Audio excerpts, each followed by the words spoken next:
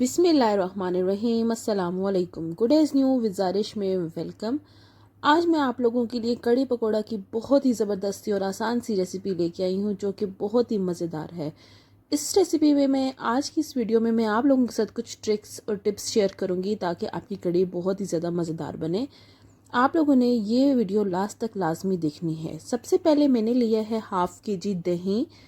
Half के जी दही में घर का बना हुआ दही है और इसमें 6 टेबलस्पून मैंने बेसन के लिए हैं। दही को मैंने बहुत अच्छे तरीके बीट कर लेना है और एक लस्सी की फॉर्म में मुझे ले आना है और तकरीबन 6 गिलास भरे हुए इस लस्सी में पानी के जाएंगे।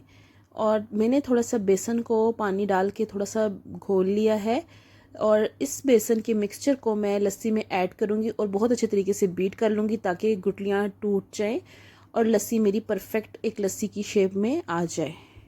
मेजरमेंट जो मैं आपको बता रही हूँ बाकायदा आपने ध्यान से सुननी है। 6 गिलास पानी के और हाफ़ के जी दही और 6 टेबलस्पून बेसन के जाएगा। अब दूसरी तरफ मैंने ऑयल गरम कर लिया है और उसमें मैंने 1 टेबलस्पून लहसुन का पेस्ट ऐड कर दिया है और उसे मैं गोल्डन ब्राउन होने तक पकाऊंगी।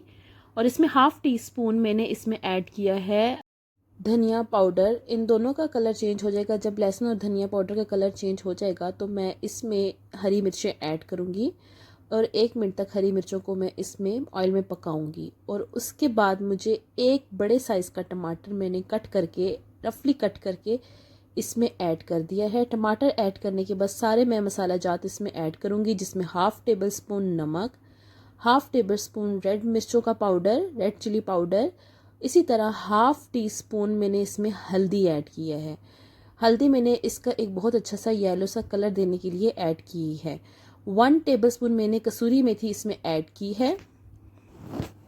अब इसके बाद टमाटर सॉफ्ट होने तक मैं इसको पकाऊंगी ताकि मेरे टमाटर सॉफ्ट हो जाएं।